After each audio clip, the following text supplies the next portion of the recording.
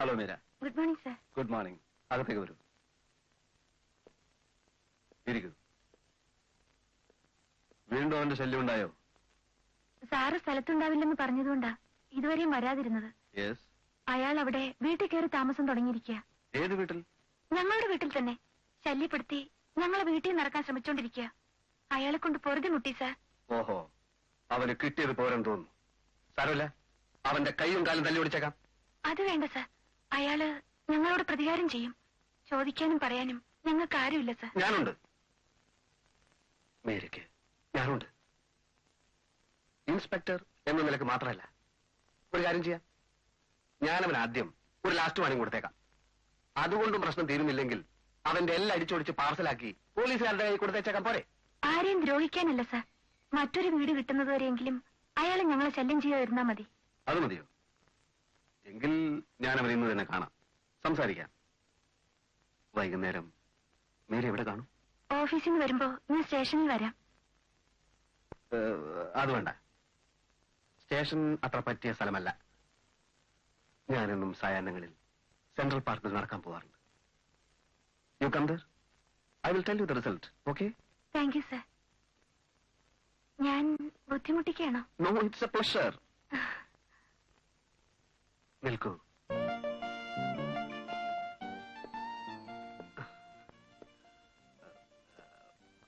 അത് ഒന്നുമില്ല. സുകുമാരക്കുറിപ്പിനെ പിടികിട്ടിയോ സർ? സുകുമാരക്കുറിപ്പ്. സുകുമാരക്കുറിപ്പോ?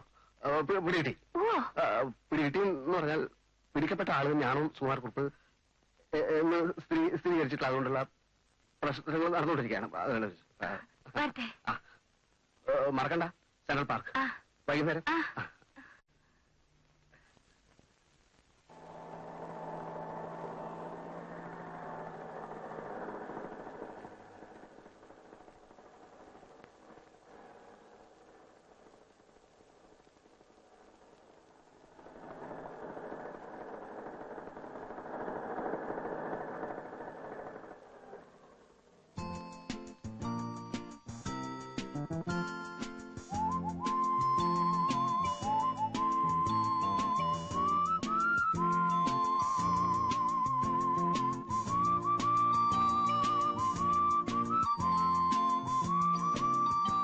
അയാൾ എന്ത് പറഞ്ഞു സർ? പറയാം.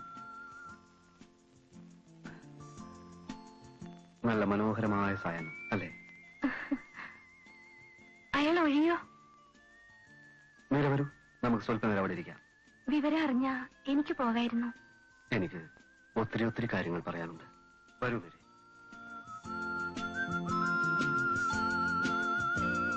വരൂ.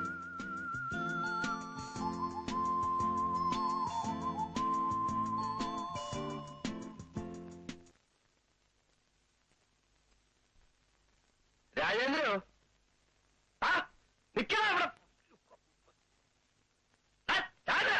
നിക്കണ.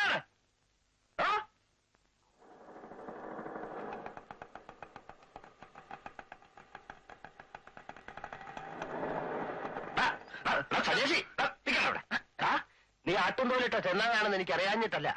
യുവദാസേ, ഇന്നലെ പരിചയപ്പെട്ട ഒരു പെണ്ണിന്റെ പേരില് നീ ഒരു ക്ലോസ് ഫ്രണ്ടിനെ തള്ളി പറഞ്ഞു. നീ ഞാൻ വിളിച്ചിട്ട് കേട്ടില്ലല്ലോ. എനിക്ക് സ്റ്റേഷനിൽ പോണ കുറച്ച് ധൃതിയുണ്ട്.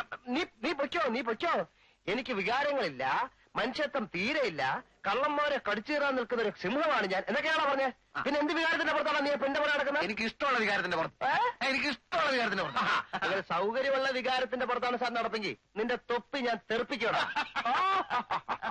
ഗോപാലകൃഷ്ണ, ഇത് അത്ര പെട്ടെന്ന് തെറിക്കുന്ന തൊപ്പിയല്ല എന്റെ ഈ തൊപ്പി. ആളുകളാ, എടാ, ഒരു സർക്കാർ ഉദ്യോഗസ്ഥൻ, അത് ഒരു നിയമപാലകൻ കണ്ട പെൺകുട്ടികളുടെ പുറകെ അഴിഞ്ഞാടി നടക്കുകയാണെന്ന് ഞാൻ CBIക്ക്.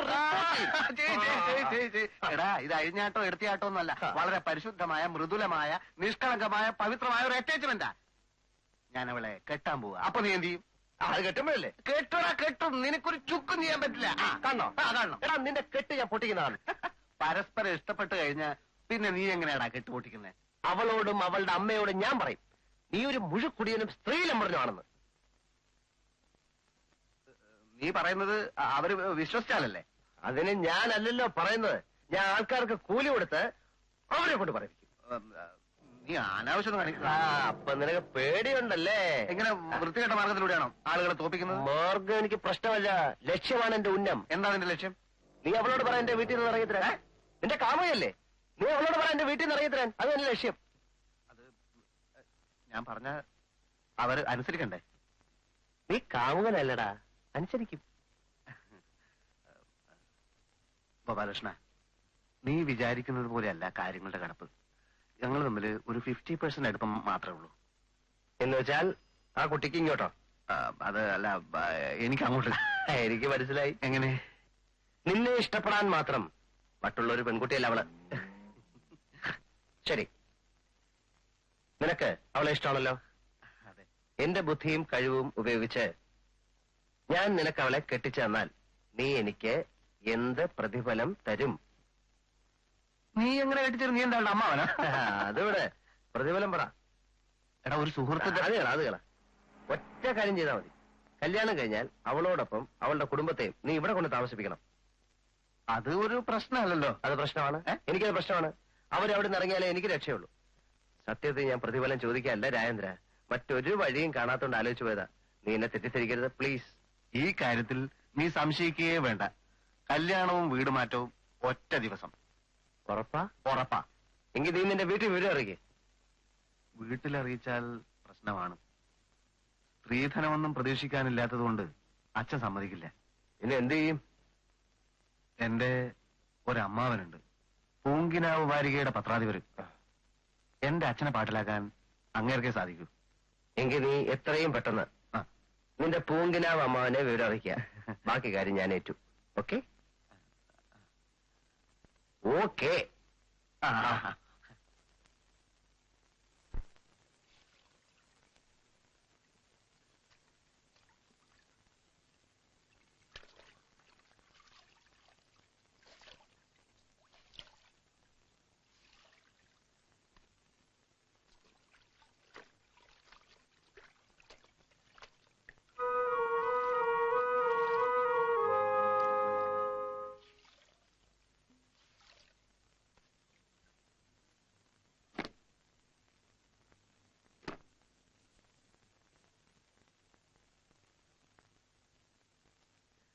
ഈ തുണിയൊക്കെ കല്ലിലിട്ട് ഇങ്ങനെ അടിക്കരുതമ്മേ, പെട്ടെന്ന് പിഞ്ചി പോ.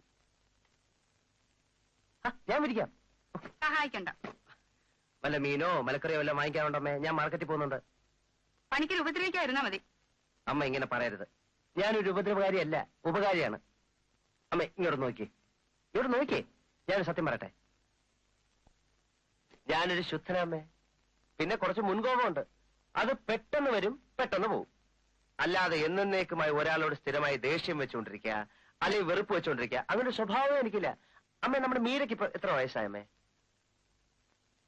നിനക്കെന്താടാ അതിപ്പോ അറിയേണ്ട കാര്യം എന്നായിരിക്കും അമ്മ ഇപ്പൊ ചോദിക്കാൻ പോകുന്നത്. ന്യായമായ ചോദ്യം.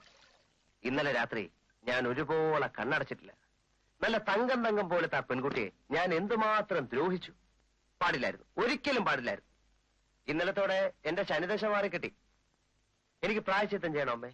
ആ കുട്ടിക്കൊരു നന്മ ചെയ്യൂ എന്ന് എന്റെ അന്ധക്കരണം എന്നോട് മന്ത്രിക്കുന്നു. പെൺകുട്ടികൾക്ക് നമ്മൾ എന്ത് നന്മയാ ചെയ്യുക? അവരെ ഏതെങ്കിലും സുരക്ഷിതമായ കൈകളിൽ പിടിച്ചേൽപ്പിക്കുക. നമ്മുടെ മീരയ്ക്ക് അങ്ങനെ ഒരു കൈ ഞാൻ കണ്ടുപിടിച്ചു.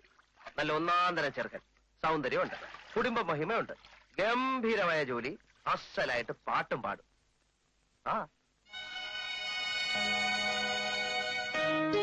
അമ്മ അഭിപ്രായമൊന്നും പറഞ്ഞില്ല? അല്ലെങ്കിൽ വേണ്ട, ഇപ്പോഴൊന്നും പറയണ്ട. ഞാൻ ചെറുക്കനായിട്ടേക്ക് വരാം. വേണ്ട, അതൊന്നും നടക്കില്ല. എന്താ? കുട്ടിക്ക് ഈ ലവിന്റെ ഏർപ്പാടുമല്ലോ. പണിക്കര് അനാവശ്യം പറയരുത്. അനാവശ്യമല്ല, ആവശ്യമാ. എനിക്ക് പ്രായശ്ചിത്തം ചെയ്യട്ടെ. ഞാൻ ഈ കല്യാണം നടത്തിയിട്ടേ ബാക്കി കാര്യം. പണിക്കര് അമ്മ ഒന്നും പറയണ്ട. ഈ കാര്യത്തിൽ ഇടപെടുകയും വേണ്ട. മനുഷ്യ സ്നേഹമാണ് അമ്മയെ എല്ലാത്തിലും വലുത്. സ്നേഹമാണ് അമ്മയെ അഖില സാര മൂഴിയിൽ. അത് മനസ്സിലായിക്കോളൂ. ചെറുക്കം വരും, മീരെ കാണും, മീരെ കെട്ടും. ഒന്നും പറയണ്ട.